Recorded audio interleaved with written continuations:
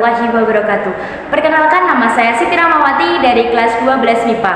Di sini saya akan menceritakan sedikit tentang sejarah masuknya Islam di Filipina. Dan saya berkolaborasi dengan 3 mata pelajaran. Yang pertama yaitu sejarah kebudayaan Islam, yang kedua bahasa Indonesia, dan ketiga sejarah Indonesia. Selamat menonton. Sejarah masuknya Islam di wilayah Filipina Selatan, khususnya di Kepulauan Solo dan Mindanao, pada tahun 1380 Masehi melalui tabib dan ulama Arab yang bernama Karimadul Makdum dan Raja Baguinda. Sebagai orang pertama yang menyebarkan ajaran Islam di kepulauan tersebut. Datangnya Islam di Filipina dibawa oleh pedagang yang berasal dari Teluk Persia dan pantai Malabar, India Selatan. Mereka dikenal sebagai Muslim Filipina atau Moro yang berasal dari bahasa Spanyol sehingga disebut sebagai bangsa Moro.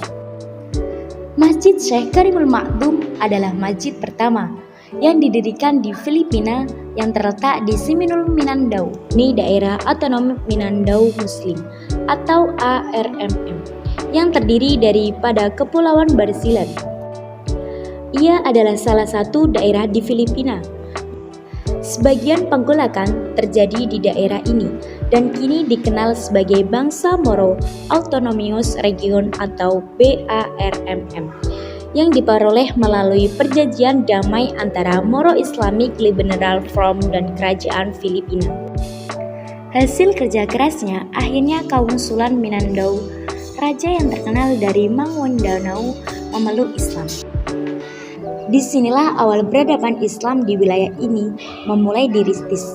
Pada masa itu sudah dikemas sistem pemerintahan dan peraturan hukum yaitu Maguindanao. Pada tahun 928 sampai 1521 Masehi, secara mendadak Spanyol menyerbu Kepulauan Filipina karena datangnya dengan membawa seluruh dendam orang-orang Saudi terhadap kaum Muslim. Maka situasi di Filipina saat itu harap dengan sama situasi yang dialami oleh Islamic Australia.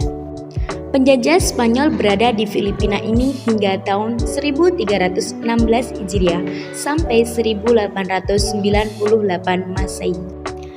Kemerdekaan yang dialami di Filipina tahun 1946 di Amerika Serikat. Hakikatnya penjajahan pertama Amerika Serikat dari Filipina. Ternyata munculnya penjajahan lain pemerintahan Filipina. Namun patut dicatat, pada masa perjuangan bangsa Moro membentuk front perlawanan yang lebih berorganisasi dan maju. Seperti MIM, MLF, MILF, dan lain-lain.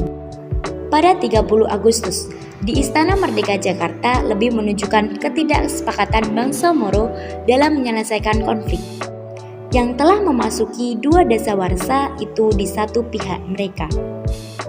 Menghendaki diselesaikannya konflik dengan cara diplomatik atau diwakili oleh MNLF, sementara pihak lainnya menghendaki perjuangan bersenjata atau jilid yang diwakili oleh MILF. Sekian video dari saya. Wassalamualaikum warahmatullahi wabarakatuh.